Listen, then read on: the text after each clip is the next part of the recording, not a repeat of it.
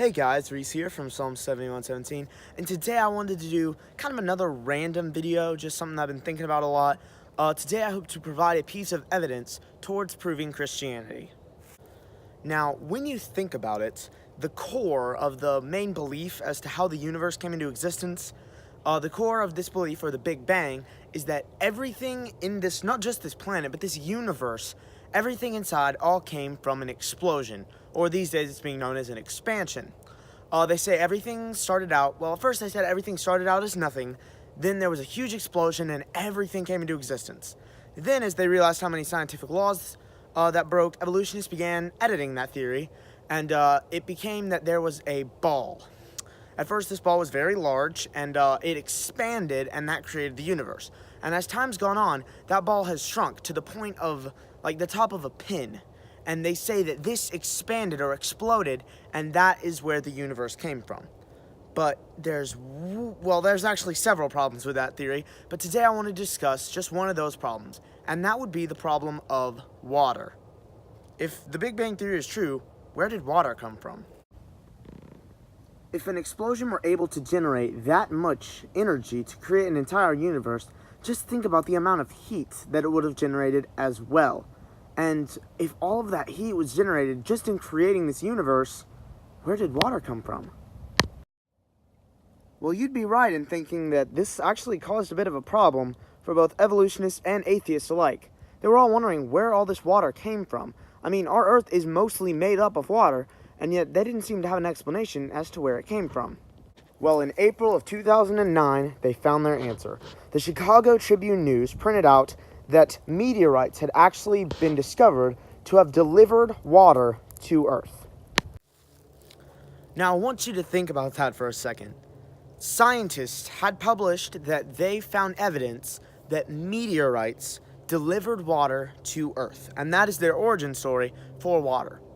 There's not one, not even two, but three problems, rather large problems, with that story in and of itself. The first problem we find with this theory is that we've never cataloged meteorites carrying anything to Earth in the modern day, let alone the amount of water that the meteorites would have had to carry just to fill all of our oceans and seas and rivers.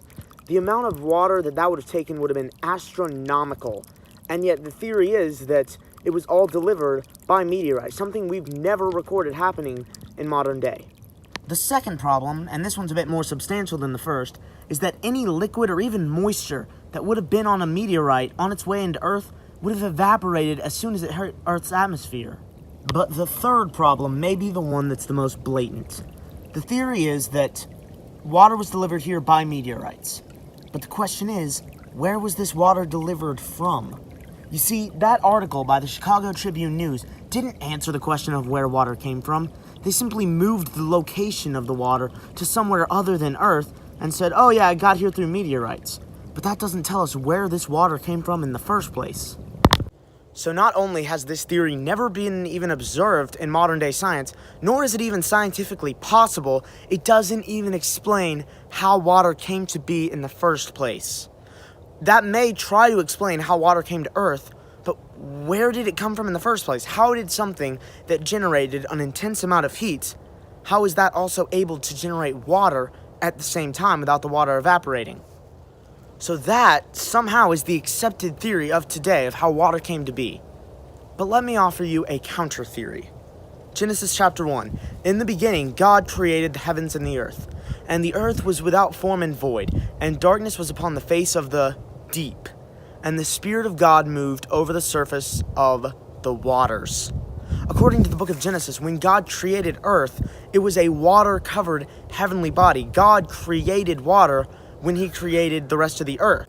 At the end of the day, like I've said in one of my previous videos, it still all comes down to faith. If you choose not to believe in God and believe in this Big Bang, you're still placing your faith in something that seems to breach scientific laws, something you can't see, and something we have no evidence for. The difference is, we as Christians have our evidence for God. It's everywhere, it's all around us. In this video right now, it's in these trees, it's in the water that I've been showing you. We have our evidence. So the question becomes, where will you place your faith? So I want to thank you guys so much for watching this video. It's a little bit different than videos we've done in the past, But if you enjoyed it, please leave a like and subscribe so that you don't miss any future content. Leave a comment down below if you enjoyed it. And make sure you tell your friends and your family about what we're doing here at Psalm 71:17. That would be greatly appreciated. If you'd like to contact us, again, as always, our email address and our Twitter are both linked in the description. Thank you guys so much for watching.